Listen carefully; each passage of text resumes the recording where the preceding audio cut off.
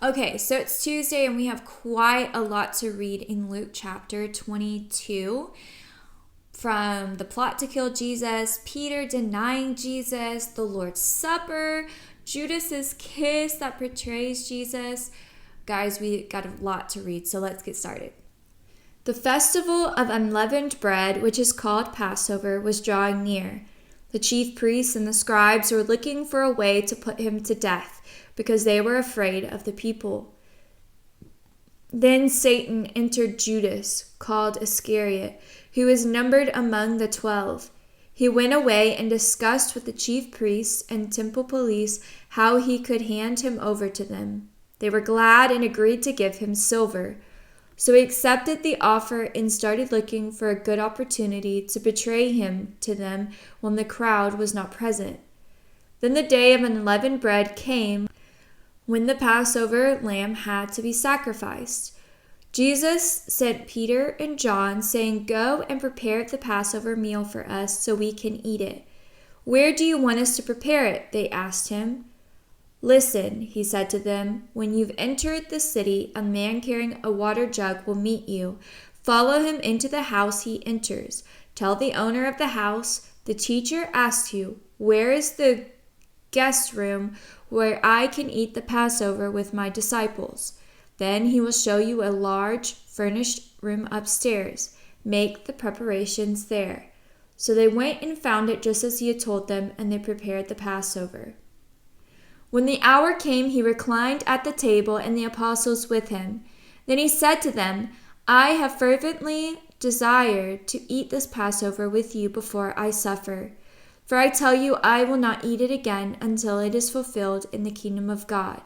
Then he took a cup, and after giving thanks, he said, "Take this and share it among yourselves. For I tell you, from now on I will not drink of the fruit of the vine until the kingdom of God comes."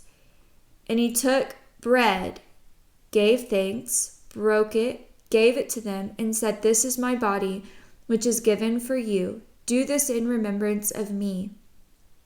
In the same way, he also took the cup after supper and said, "This cup is the new covenant established by my blood. It is shed for you. But look, the hand of the one betraying me is at the table with me. For the Son of Man will go away as it has been determined, but woe to that man by whom he is betrayed." So they began to argue among themselves which of them it could be who was going to do this thing. Then a dispute also arose among them about who should be considered the greatest. But he said to them, "The kings of the Gentiles dominate them, and those who have authority over them are called benefactors. But it must not be like that among you.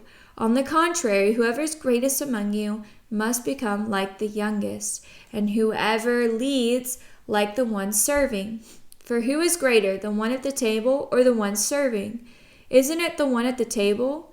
But I am among you as the one who serves. You are the ones who stood by me in my trials.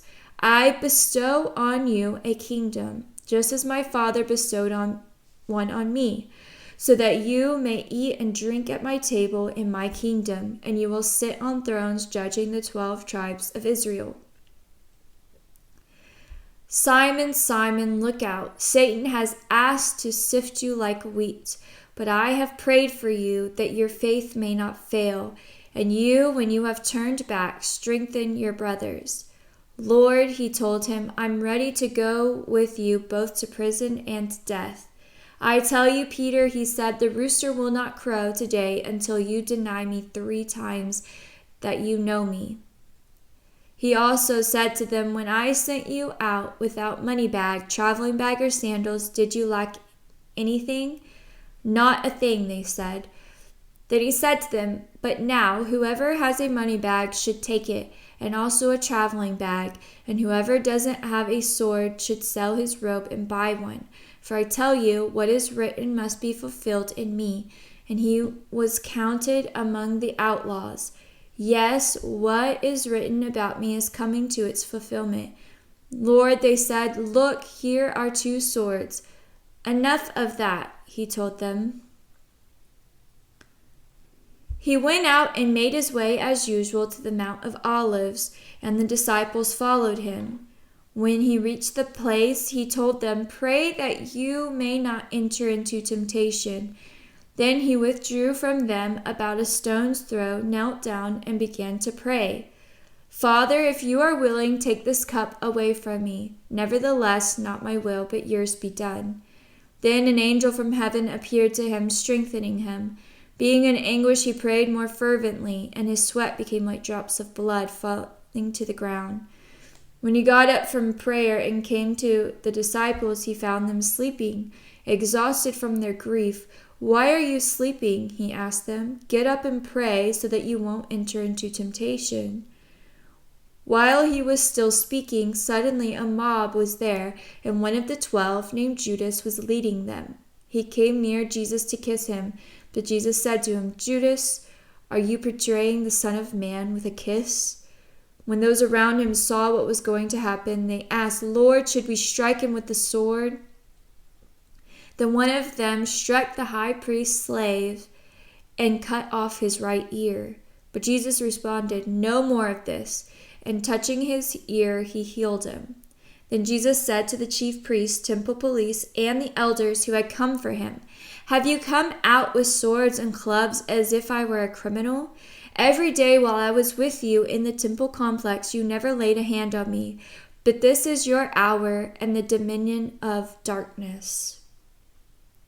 They seized him, led him away, and brought him into the high priest's house.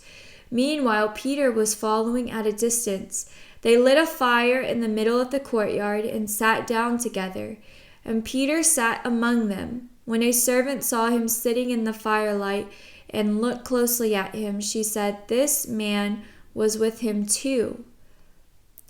But he denied it. "Woman, I don't know him." After a little while, someone else saw him and said, "You're one of them too." "Man, I am not," Peter said.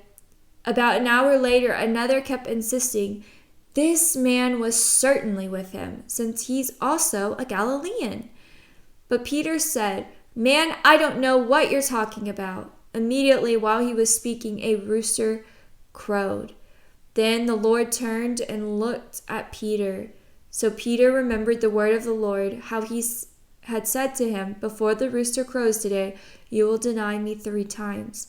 And he went outside and wept bitterly. The men who were holding Jesus started mocking and beating him. After blindfolding him, they kept asking, "Prophesy, who hit you?" And they were saying many other blasphemous things against him. When daylight came, the elders of the people, both the chief priests and the scribes, convened and brought him before their Sanhedrin. They said, "If you are the Messiah, tell us." But he said to them, "If I do tell you, you will not believe. And if I ask you, you will not answer. But from now on, the Son of Man will be seated at the right hand of the power of God." They all asked, "Are you then the Son of God?" And he said to them, "You say that I am." "Why do we need any more testimony?" they said, "since we've heard it ourselves from his mouth." Okay, for the prayer portion, I'm going to be super quick because I know that reading was so long. So who I want you to pray for today is your principal. If there's an assistant principal, pray for all of those in leadership, in the higher leadership at your school today. All right, you guys have a great rest of your day.